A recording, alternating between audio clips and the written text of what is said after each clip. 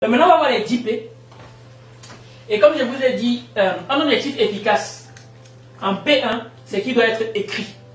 Et c'est justement cette expérience-là qui avait été menée par cette dame, le docteur Gail Matthews, qui est un docteur à l'université à l'université dominicaine de l'État de Californie aux États-Unis. C'est toujours là-bas comme une des grandes expériences.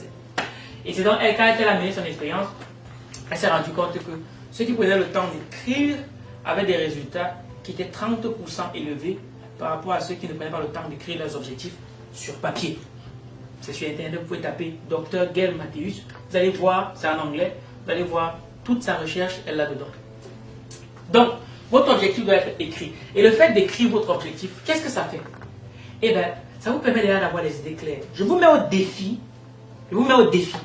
ce soir, vous rentrez et vous essayez d'écrire quelque chose qui est flou dans votre esprit.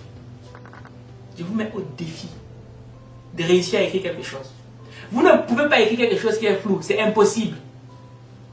J'ai fait cette expérience.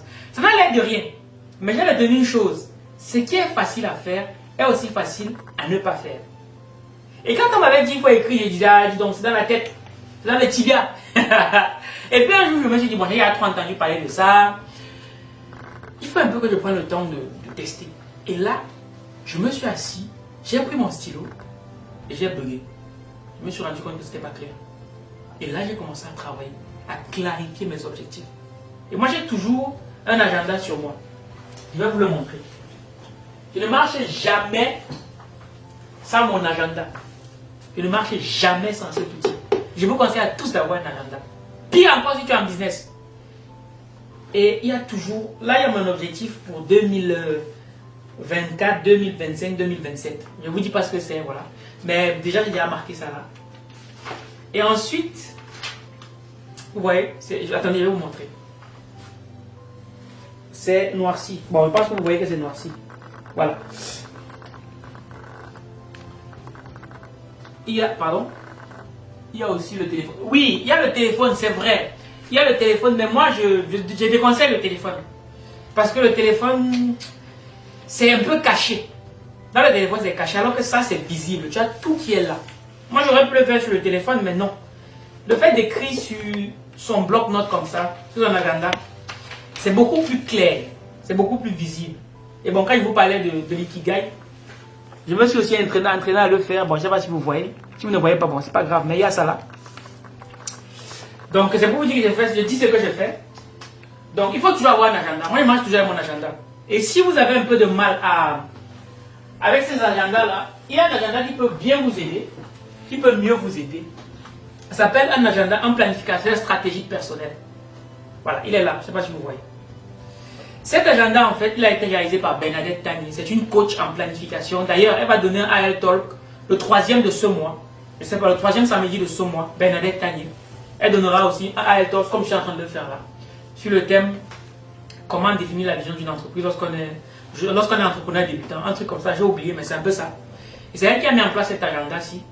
Et ça vous permet justement de prendre le temps de définir votre mission de vie, votre objectif de vie sur la journée, sur l'année, et tout ce qui va avec. Donc, ce n'est pas un agenda comme tous les autres. Vous voyez, il y a des heures, et il y a beaucoup de choses en fait. Ce n'est pas un agenda comme tous les autres. Il est là. Et ça, c'est un agenda qui a été réalisé, qui a été édité par la maison d'édition, les éditions Argent Livre.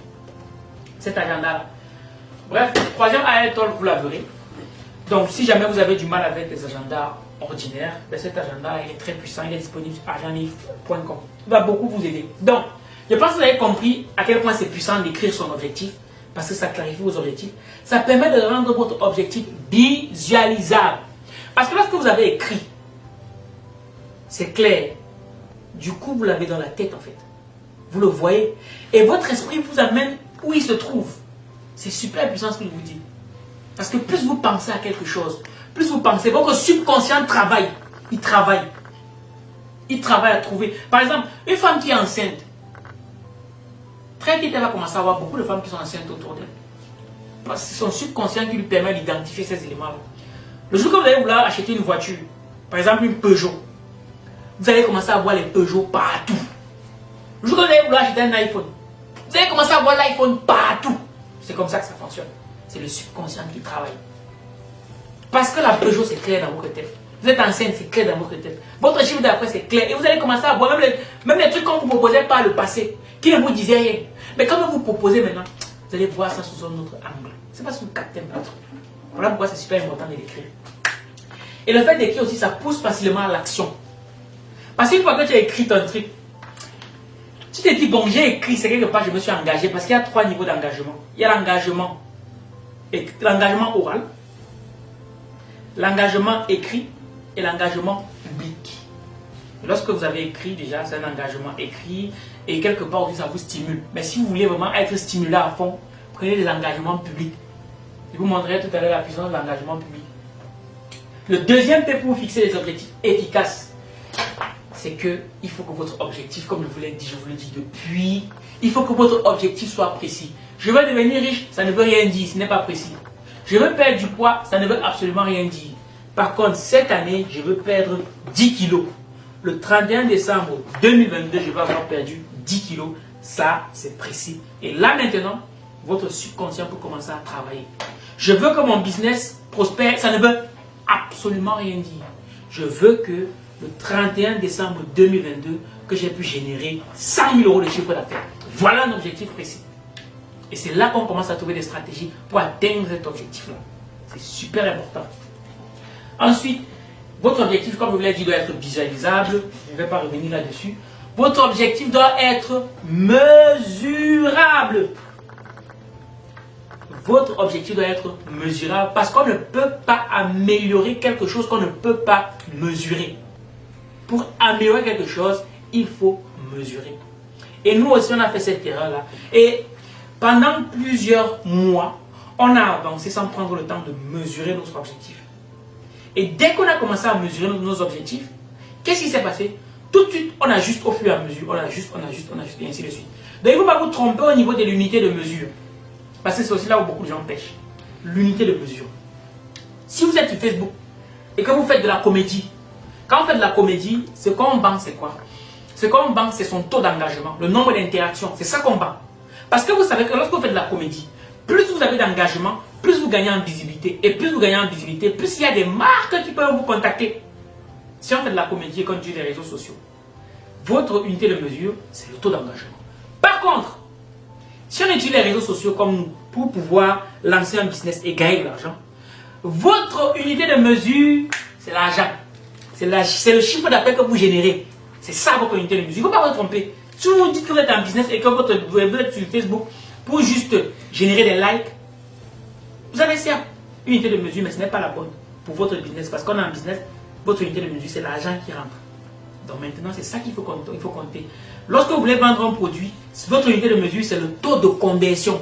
C'est le nombre de prospects qui achètent. C'est ça votre unité de mesure. Mon taux de conversion, c'est combien? C'est 10%, c'est 20%, c'est 30%. C'est ça. Et nous, le simple fait de voir, par exemple, si on quitte 1% à 4%, on se dit, ah, il y a du progrès. Donc, il faut qu'on optimise cette stratégie de 4% à 8%. Ok, ça, il faut qu'on optimise. Il faut que vous sachiez exactement c'est quoi votre unité de mesure. J'espère qu'on est clair dessus, c'est super important. Ensuite, il faut que votre objectif soit réalisable. Il faut que ce soit réalisable. Parce que si votre objectif n'est pas réalisable, ou du moins il est hors de votre portée, il est trop grand, ça va vous paralyser, ça va vous décourager. Vous n'allez pas aller jusqu'au bout. Je vais prendre un exemple. Si aujourd'hui dans ton compte bancaire, il n'y a même pas 1 euro, et que toi tu te dis que bon, moi je vais devenir milliardaire à la fin de l'année. Moi je vais devenir milliardaire en euros, voilà. Mais il se trouve que si là tout de suite je vous dis que je serai milliardaire à la fin de l'année, ben, je ne vais pas avoir envie de travailler parce que ce n'est pas réalisable. Je suis désolé, mais quand on prend conscience de tout ce qu'il faut pour devenir milliardaire, milliardaire c'est 1000 millions. On doit rester humble et trouver des objectifs qui sont un peu plus bas. Ensuite, quand votre objectif est réalisable, il faut que vous trouviez une échéance. Il faut qu'il y ait une date, il faut qu'il y ait un délai. Et que dit la loi de Parkinson? C'est une loi de la gestion du temps. Plus votre délai sera élevé, plus ce que vous avez à faire prendra du temps. Donc il faut que vous ayez des délais qui soient des délais réalistes. Eh oui, moi je vois souvent des gens qui disent que ok, là il n'a rien, mais il dit qu'à la fin de l'année il va acheter un jet privé, il va acheter une voiture. Mais tu n'as rien aujourd'hui. Non, fixe-toi les objectifs avec des délais réalisables et comme ça tu vas avoir la force de travailler. Et le délai est super puissant dans la mesure où quelqu'un qui veut par exemple faire un chiffre d'affaires de 10 000 euros, de 100 000 euros à la fin de l'année, eh ben, il ne travaillera jamais comme quelqu'un qui veut faire 100 000 euros sur 10 ans, sur 15 ans, sur 20 ans. Ce ne sera jamais la même chose. Voilà pourquoi il faut avoir une date butoir. Comment il fait pour atteindre cet objectif-là à cette date? C'est super important. Parce qu'un objectif sans délai n'est rien d'autre qu'un rêve. Donc, ayez des rêves, mais ayez surtout des objectifs, comme le dit Denzel Washington.